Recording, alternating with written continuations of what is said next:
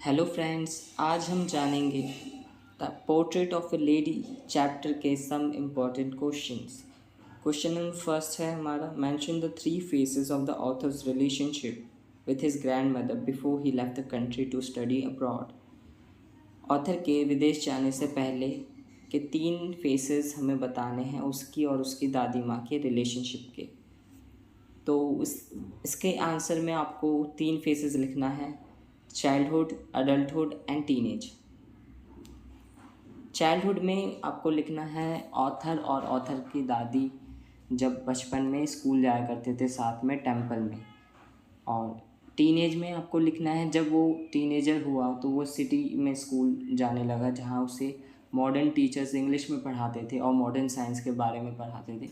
उसकी दादी माँ को अच्छा नहीं लगता था कि स्कूल में भगवान के बारे में नहीं बताया जा रहा, कुछ और बताया जा रहा है।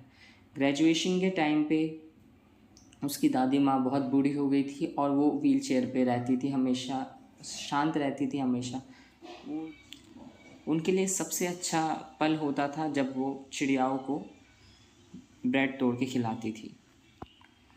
तो इसी तरह से आपको तीनों फेसेस के बारे में डिस्क्राइब करना है आंसर में। देन सेकंड क्वेश्चन है हमारा, why was the author's grand mother disturb when he started going to city school. इसके आंसर में आपको लिखना है, because the city school does not teach them about God and teaches music which she believes belongs to harlots and beggars. यानी उसकी दादी को अच्छा नहीं लगता था कि स्कूल में उसे भगवान के बारे में नहीं पढ़ाया जा रहा और म्यूज़िक सिखाया जा रहा है जो उन्हें लगता था हार्लेट्स एंड बेगर्स की चीज़ है। देन क्वेश्चन नंबर थर्ड है हमारा, how did the author's grand mother behave just before she died. यानी ऑथर की दादी माँ मरने से पहले कैसा बर्ताव कर रही थी। इसके आंसर में आपको लिखना है, she left the talking and went to pray while lying on the bed. यानी वो घर वालों से बात करने की बजाय अपनी प्रेयर पे फोकस करना चाहती थी, तो जाके अपने बिस्तर पे लेट गई और अपनी प्रेइंग करने लगी। देन क्वेश्चन नंबर 4 है हमारा, how did sparrows express their sorrow when the author's grand mother died. यानी चिड़ियाएँ जो थी उन्होंने अपना दुख कैसे जाहिर किया दादी माँ के मरने का।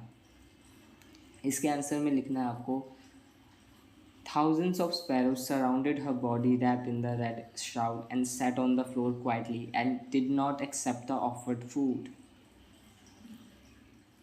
यानी हज़ारों की संख्या में चिड़ियाएँ आ गई थी उनके पास, ज़मीन पे फैले हुए थे और उनमें से कोई भी आवाज़ नहीं कर रहा, सभी शांत थे।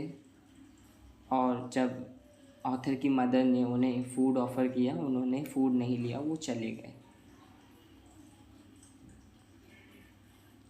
देन फिर यहाँ पे हमारा आखिरी क्वेश्चन आ रहा है जो बहुत इंपॉर्टेंट है, explain as for your grandmother being young and pretty the thought was almost revolting. इसके आंसर में आपको लिखना है, because he watch her old from beginning and it's very hard for him to think that one she was young and pretty.